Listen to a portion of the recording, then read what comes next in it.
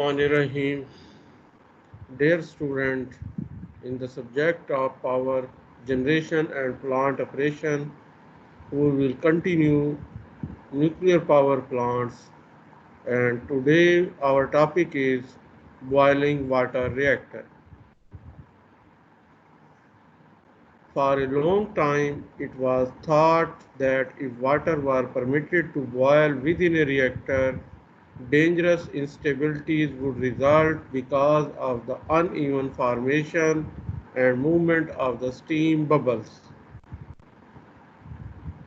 यानी कि ये कहा जाता था कि अगर रिएक्टर के अंदर वाटर को बॉयल होने देंगे तो वेपराइजेशन की वजह से जो स्टीम के बबल्स बनेंगे उससे जो है हीट ट्रांसफ़र जो है वो अनइवन होगी और फ्यूल रॉड्स के बर्न अप होने का ख़तरा है। और फ्यूल रॉड अगर बर्न अप होंगे तो पूरा रिएक्टर रेडियो एक्टिव हो जाएगा और अल्टीमेटली जो रेडिएशन है उनके फैलने का भी ख़तरा हो सकता है। Experiments carried out in the early 1950s, famously known as Borax experiment, showed that this was indeed the case if the boiling occurred at lower pressure. However, when the pressure was raised, the boiling became stable and the reactor was controllable. तो यानी कि जो theory पेश की गई थी कि steam bubbles की वजह से इंस्टेबिलिटीज़ आएंगी तो वो जो है वाकई ठीक थी अगर प्रेशर कम होगा, यानी कि नॉर्मल प्रेशर या 1 to 2 मेगा पास्कल यानी कि 10 से 20 एटमॉस्फेरिक प्रेशर तक तो यही हालत रहती थी, बल्कि 30-40 तक भी जो है ये इफेक्ट नज़र आता था। लेकिन जैसे जैसे प्रेशर बढ़ाते जाते थे तो जो है ये इंस्टेबिलिटीज़ ख़त्म हो जाती थी और बॉयलिंग के बावजूद जो है हीट ट्रांसफ़र इवन होती थी। और ये जो है साबित किया उन एक्सपेरिमेंट्स ने जो बॉयलर के अंदर किए गए, वो बोरेक्स एक्सपेरिमेंट्स के नाम से जाने जाते हैं। और 1950 से 55 के दरमियान ज़्यादातर 52-53 में जो है ये किए गए और उनके रिज़ल्ट जब आए और पब्लिश हुए तो फिर लोगों को एक मोटिवेशन मिली कि हाँ ये हो सकता है अगर हम थोड़ा सा प्रेशर हाई रखें। Since these first demonstration of the feasibility of boiling water reactor, the boiling water reactor has reached a high state of development. The boil water reactor and pressurized water reactor are now competing on a neck-to-neck basis for the commercial nuclear power market in the light water reactor. तो जो light water reactor हैं वो दो type के होते हैं, एक pressurise water और एक बॉइलिंग वाटर। तो प्रेशराइज वाटर जो है वो पहले ज़्यादा पॉपुलर हुआ, लेकिन फिर बॉइलिंग वाटर रिएक्टर ने भी अपनी जब फिजिबिलिटी शो की तो ये भी ऐसे ऐसे पॉपुलर होते होते आज के दौर में इक्वली पॉपुलर और equally commercially available and used हो रहा है बॉइलिंग वाटर रिएक्टर भी। अगर बॉइलिंग वाटर रिएक्टर का हम स्कीमेटिक डायग्राम को देखें तो यहाँ पे आपको नज़र आएगा कि एक रिएक्टर है, रिएक्टर वेसल है, उसके अंदर जो है वो जो है वाटर जो है वो एज ए फीड वाटर आ रहा है और यहाँ पे हीट ऑब्जॉर्व करके स्टीम में कन्वर्ट हो रहा है और वो स्टीम जो है वो टरबाइन को जा रही है और टरबाइन जो है उससे चलने के बाद जो है जनरेटर को चलाती है, जबकि स्टीम जो है वो प्रेशर लूज़ करने के बाद कंडेंसर में आती है, जहाँ कंडेंसर इसको जो है कन्वर्ट कर देता है दोबारा वाटर में और फिर पंप के ज़रिए ये रिएक्टर को चली जाती है। तो यहाँ पे जिस तरह थर्मल पावर प्लांट में बॉयलर की हैसियत है, बॉइलिंग वाटर रिएक्टर ने सेम काम जो है वो बॉयलर कर रहा है। फ़र्क सिर्फ ये है, वहाँ बर्निंग ऑफ द फ्यूल हो रही होती है और यहाँ पे फिशन प्रोसेस हो रहा होता है रिएक्टर के अंदर। अब हम देखते हैं कि internal structure of the boiling water reactor. The internal configuration of a boil water reactor is shown in the figure, where the coolant flow is indicated by arrows. Starting with the lower chamber or plenum, the water moves upward through the core. As it does, it receives both sensible and latent heat. तो ये अगर आप देखें कि feed water जो है वो यहाँ से इन होता है, ये पूरा एक सिलेंड्रिकल शेप है, इस एरिया में पानी होता है और वो पानी फिर जो है इन जेट पंप के ज़रिए, जो ये दोनों तरफ आपको नज़र आ रहे हैं, ये काफ़ी तादाद में जेट पंप लगे होते हैं बॉइलिंग वाटर रिएक्टर में। तो इनके अंदर जो है ये वाटर इन जेट पंप के अंदर आता है और ये नीचे वाले रिएक्टर के नीचे वाले हिस्से में, इसे लोअर चैम्बर भी कहते हैं, लोअर प्लेनम भी कहते हैं, इसके अंदर पानी ऊपर से नीचे की तरफ आता है और फिर यहाँ से ये ऊपर को उठता है। ये रिएक्टर का कोर है, जहाँ पे फिशन प्रोसेस है, जहाँ पे फ्यूल रॉड्स है, जहाँ पे कंट्रोल रॉड्स हैं और इसके अंदर से होता हुआ हीट अब्जॉर्ब करता है और यहाँ पे जो है वो बॉयल होता है। यहाँ पे आपको छोटे छोटे जो सर्कल नज़र आ रहे हैं, ये वही बबल्स हैं स्टीम के जो कि बन रहे हैं और फिर जो है ये वेपर की सूरत में जो है वाटर जो है ये इसके अंदर से ऊपर की तरफ ये जाता है। यहाँ पे ये स्टीम सेपरेटर लगे हुए हैं। स्टीम सेपरेटर जो हैं वो क्या करते हैं कि जो वेपर जा रहे हैं ऊपर, उनके अंदर से मॉइस्चर को वो ऑब्ज़र्व कर लेते हैं और जो स्टीम होती है वो मज़ीद ऊपर की जानिब उठती है और यहाँ पे जब आती है तो यहाँ पे जो है वो मज़ीद स्टीम ड्रायर लगे होते हैं, हीटर टाइप मैकेनिज़्म होता है वो, जो बिल्कुल लो तादाद में अभी भी मॉइस्चर कुछ मौजूद है स्टीम के अंदर, उसको ड्राई करता है और अपर पोर्शन जो है उसके अंदर जो है वो स्टीम जो है इस डोम में कलेक्ट होती है और यहाँ से जो है वो स्टीम जो है वो फ्लो कर जाती है टरबाइन की तरफ। Starting with the lower chamber or plenum, the water moves upward through the core. As it does, it receives both sensible and latent heat. दो तरह की हीट, एक जो है वो टेम्परेचर राइज करने के लिए और दूसरा जब वो वाटर फेज से स्टीम फेज में यानी वेपर फेज में जाती है तो मज़ीद इंतजार करती है और इस तरीके से जो पर वाटर मॉलिक्यूल है वो मैक्सिमम एनर्जी अब्जॉर्ब कर सकती है। By the time it reaches the top of the core and enter the upper plenum upper chamber, a portion of the coolant has been vaporized.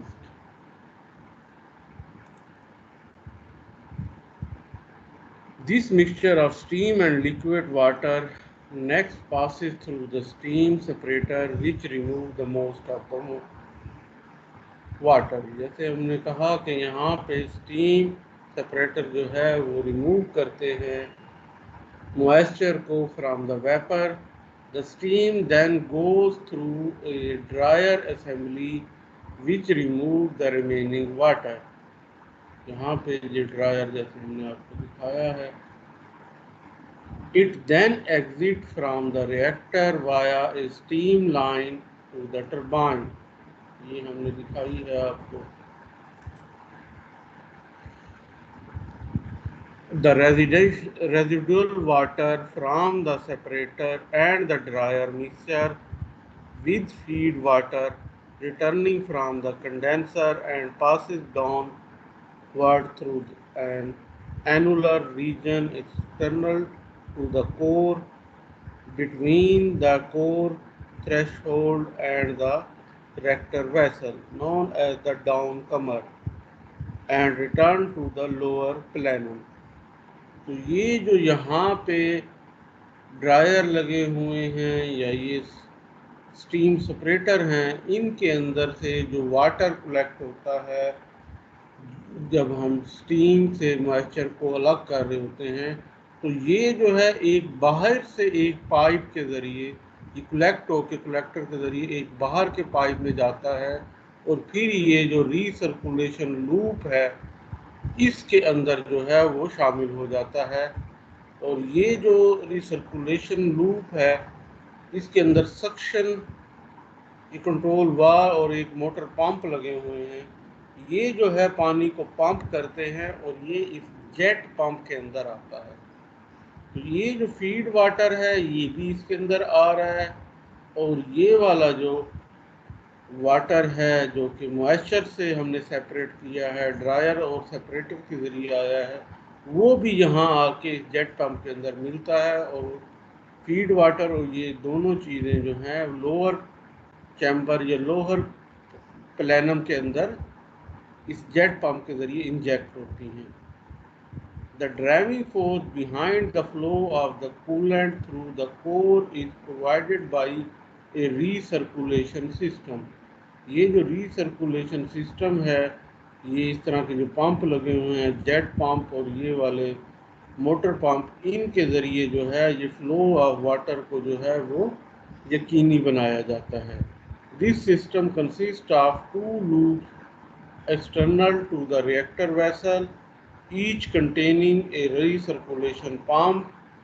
These pumps withdraw water near the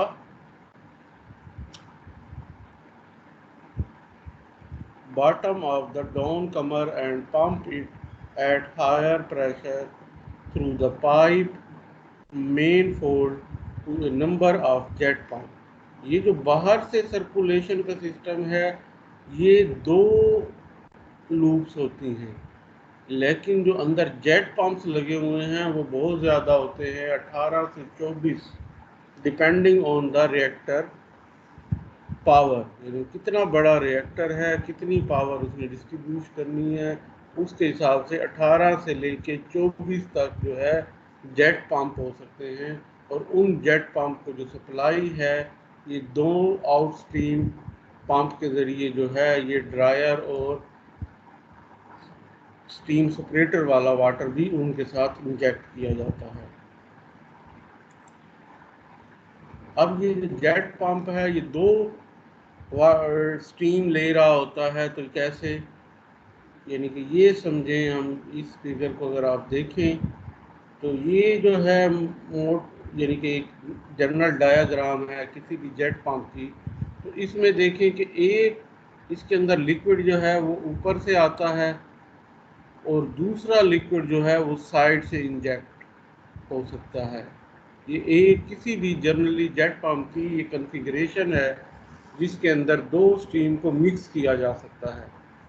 तो ये एक feed water वाली और एक जो है dryer और separator से आने वाला जो वाटर है उसको, दोनों को हम जब इस जेट पंप के अंदर मिक्स करते हैं और वो इस तरीके से यहाँ इस नोज़ल के ज़रिए जब ऊपर से दो फ्लो आ रही हैं बड़ी और यहाँ पे वो एक तंग रास्ता है तो वो एक प्रेशर क्रिएट होता है और प्रेशर के साथ जो है वाटर वो नीचे की जानिब आएगा। The recirculating water emerge from the nozzle of the jet pump at high speed and entrain some of the water in the downcomer. Water from the nozzle and entrain water finally emerge from the bottom of the jet pump into the lower plenum. यानी कि जो water है feed water वाला और इंट्रेन वो कहलाता है जो सेपरेटर और ड्रायर से आया हुआ। ये दोनों किस्म के जो लिक्विड हैं वो यहाँ पे मिक्स होते हैं और यहाँ से तंग रास्ते के होने की वजह से हाई स्पीड के साथ जो है वो नीचे की जानिब, यानी कि जो कि हमारे रिएक्टर में है वो लोअर प्लेनम जो लोअर चैम्बर की जानिब जो है वो तेज़ी से बढ़ता है, ज़्यादा स्पीड से। A boiling water reactor of the type described produce saturated steam at about 290 degrees centigrade or 554 degree Fahrenheit at 7 megapascal or 900 psi. The overall efficiency of a boiling water reactor plant is on the order of 33 to 34%. The fuel for the BWR is the same as for a PWR, that is slightly enriched UO2 pellets in sealed tube, and the core configuration of the two type of reactor are more and less identical.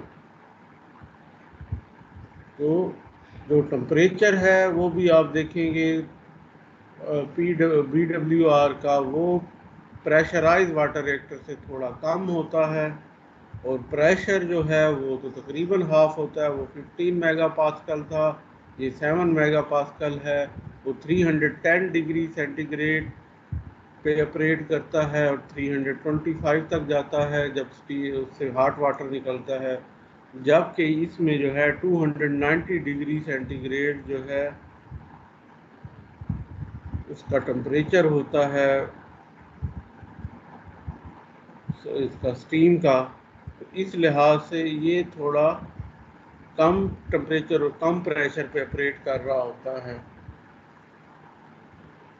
और जो इसकी fuel है वो भी जो है से almost same होता है जो कि हम BWR में यूज़ करते हैं, यानी 2% इनरिचमेंट से लेके 5% इनरिचमेंट तक।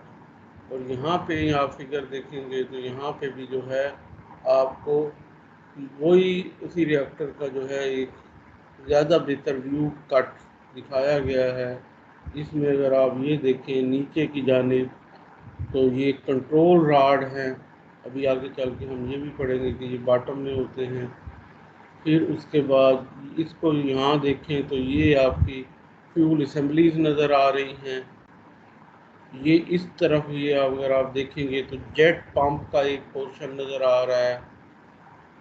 और उसके बाद ये बॉटम ग्रिड प्लेट है, यानी कि ये जो है सेपरेट करती है कोर को लोअर पेंडुलम से।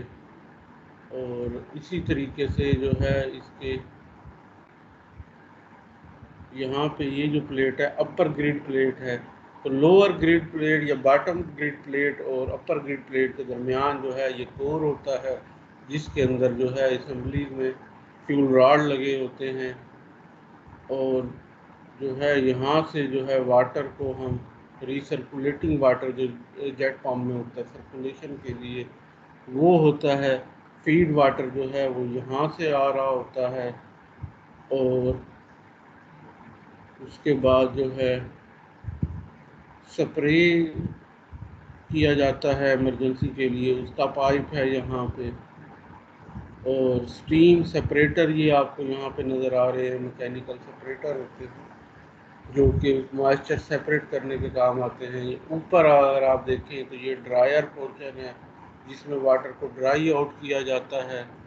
उसके बाद यहाँ पे देखें तो ये जो अपर से ड्रायर पोर्शन के ऊपर वाली जगह है, ये जो है आपका स्टीम डोम है जहाँ पे स्टीम कलेक्ट होती है, और ये स्टीम आउटलेट आपको नज़र आ रहा है। तो ये भी एक बॉइलिंग वाटर रिएक्टर का रियल पिक्चर है, कट है।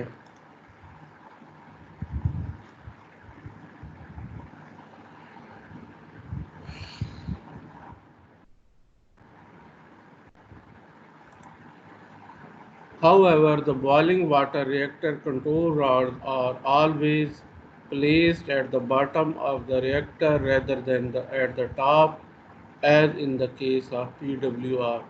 PWR या प्रेशराइज वाटर रिएक्टर में जो कंट्रोल रॉड है हमने देखे थे, वो ऊपर से कंट्रोल किए जाते हैं, ऊपर पोर्शन से, और नीचे की जानिब कोर की तरफ आते हैं। जबकि BWR में जो है वो नीचे की बॉटम की तरफ से जो है वो इंसर्ट किए जाते हैं और वो कोर तक आते हैं। ये भी एक कंस्ट्रक्शन डिज़ाइन का डिफरेंस है। The reason for this is that much of the upper portion of the core of the BWR is normally occupied by the steam, and the movement of the rods in this region does not have as large an effect on the value of the K as the rod motion in the lower part of the core. यानी अगर यहाँ core मौजूद है तो अगर control rod इधर लगाएंगे तो बहुत ज़्यादा लेंथी हमें कंट्रोल रॉड बनाना पड़ेगा, और वो इन तमाम मैकेनिज़्म को डिस्टर्ब करते हुए नीचे जाएगा। तो सेपरेटर और ड्रायर की जो कॉन्फ़िगरेशन है उसको भी वो डिस्टर्ब करेगा, इसलिए नीचे वाले पोर्शन में कुछ नहीं होता सिवाय वाटर के। तो इस तरफ से इंसर्ट किए जाते हैं और हम की वैल्यू को कंट्रोल कर सकते हैं कंट्रोल रॉड की वजह से, ये आप पहले ही जानते हैं। The rods are thus placed near the part of the reactor where they will be do the most of the good. अब हम बात करेंगे एडवांटेजेस ऑफ BWR। जाहिर बात है जब हम एडवांटेजेस की बात करेंगे BWR की तो हम किसी हद तक कंपेयर करेंगे इसको इसके अल्टरनेट के यानी प्रेशराइज वाटर रिएक्टर के। तो देखते हैं कि क्या एडवांटेजेस हैं, क्यों लोग BWR को जो है वो प्रेफर करते हैं कई दफ़ा प्रेशराइज वाटर रिएक्टर की नस्बत। There are obvious advantages to the BWR. Number one, the steam is formed in the reactor and goes directly to the turbine. So the separate steam generator loop are not necessary as they are in the PWR. तो आपने देखा था कि PWR में दो loop होती हैं, एक रिएक्टर लूप होती है जिसमें जो है वाटर जो है वो हीट अप होके स्टीम जनरेटर में जाता है और वहाँ पे वो स्टीम प्रोड्यूस करता है फीड वाटर से और फिर वापस रिएक्टर की तरफ आता है, जबकि स्टीम जो है टरबाइन और कंडेंसर से होते हुए वापस आती है। तो वो टू लूप साइकिल होता है, जबकि बॉयल वाटर रिएक्टर में सिंगल लूप होती है। वही रिएक्टर जो है वो रिएक्टर का भी काम कर रहा है और स्टीम जनरेटर का भी काम कर रहा है। तो 2-in-1 डिवाइस है यहाँ जो बॉयल वाटर रिएक्टर है।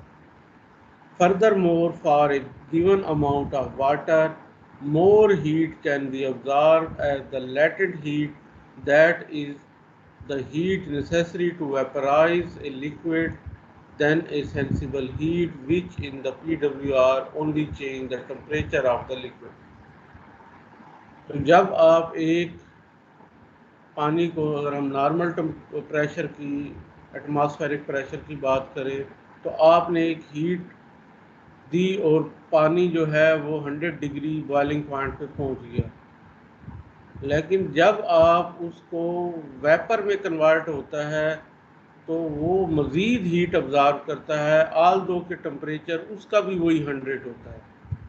तो 100 डिग्री बॉइलिंग वाटर का टेम्परेचर है और 100 डिग्री वेपर का या स्टीम का टेम्परेचर है, तो उसके लिए उसको मज़ीद हमें हीट चाहिए ताकि वो लेटेंट हीट अब्ज़ॉर्ब करे और फिर जो है वेपर में कन्वर्ट करे। तो वो हीट भी जो है वो रिएक्टर की वो ले लेता है, मतलब कि वो रिएक्टर को मज़ीद कूल डाउन करता है। और अगर वहाँ पे जो है प्रेशराइज वाटर रिएक्टर में हमें 50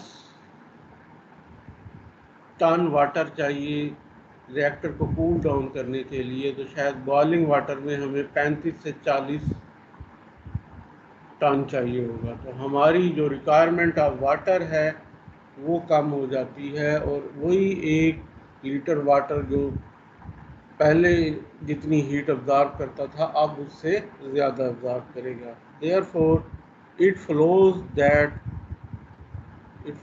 that the less water must be pumped through a BWR per unit time than through a PWR for the same power output.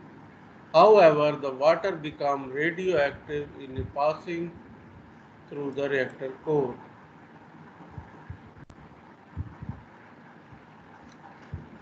तो ये डिसएडवांटेजेस की बात है कि disadvantage of boil water reactor में जो सबसे बड़ा डिसएडवांटेज है वो जो है ये है कि the water become radio active in passing through the reactor core. जब रिएक्टर कोर में आता है तो उसके अंदर रेडियो एक्टिव एलिमेंट ऑब्जॉर्व हो जाते हैं और वो जो है फिर टरबाइन में भी जाते हैं, कंडेंसर में भी जाते हैं, पूरी जितना भी पावर प्लांट के पार्ट्स हैं हर जगह वो रेडियो एक्टिविटी फैलेगी। Since this water is utilized in the turbine condenser side of the plant, all the components of the steam utilization system, the turbine, the condenser, the reheater, the pumps, the piping and so on must be shielded in the BWR plant. तो इनकी shielding ताकि ये radio activity बाहर atmosphere में न जाए, person जो काम करते हैं उन तक न पहुँचे, तो तमाम चीज़ों की शील्डिंग करनी पड़ती है। तो ये एक एक्स्ट्रा खर्चा आता है। एक तरफ जो है हम एक बड़ी लूप जिसमें स्टीम जनरेटर है, बड़े बड़े सर्कुलेटिंग पंप्स हैं, उन सब को जो है आपने देखा था प्रेशराइज वाटर के अंदर जो है एक एक रिएक्टर के साथ मिनिमम 4 स्टीम जनरेटर लगे होते हैं और पूरी लूप पे हर एक के साथ पंप है, पैपिंग है, वो बहुत बड़ा स्ट्रक्चर होता है। जबकि जो बॉयल वाटर रिएक्टर है वो वैसे भी प्रेशराइज वाटर रिएक्टर की निस्बत जो है वो कम साइज़ का होता है और फिर ऊपर से जो है उसके साथ हमें स्टीम जनरेटर भी नहीं चाहिए होते। तो अल्टीमेटली जो है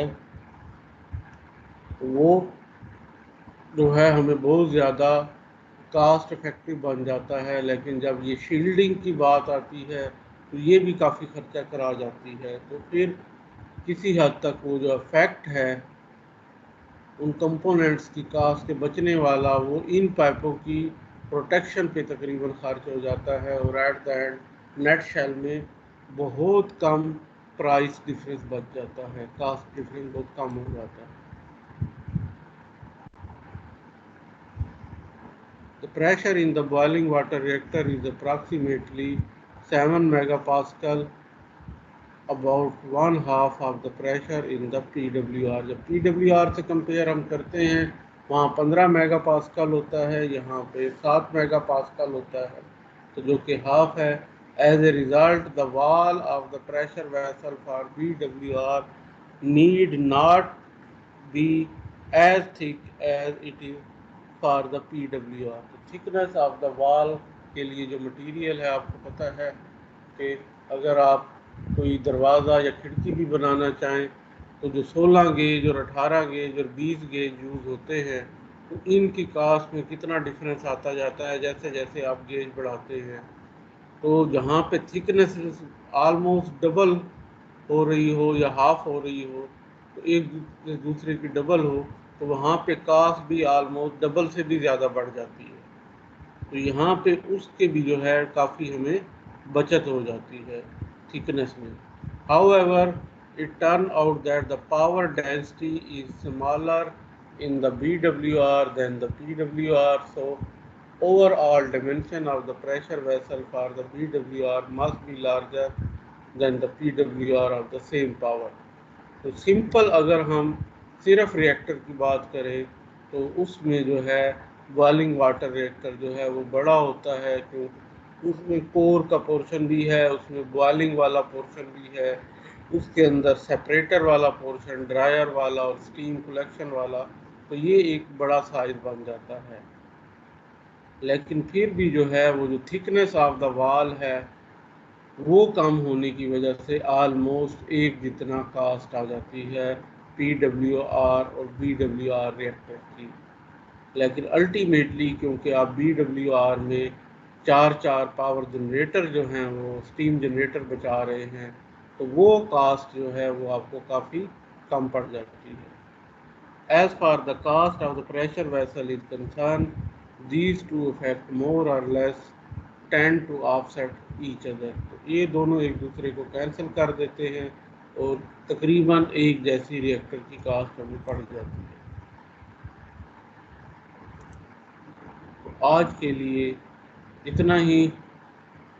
आज हमने बॉइलिंग वाटर रिएक्टर को देखा है और समझा है, और उम्मीद है कि जो है आप लोगों को ये समझ में आया होगा।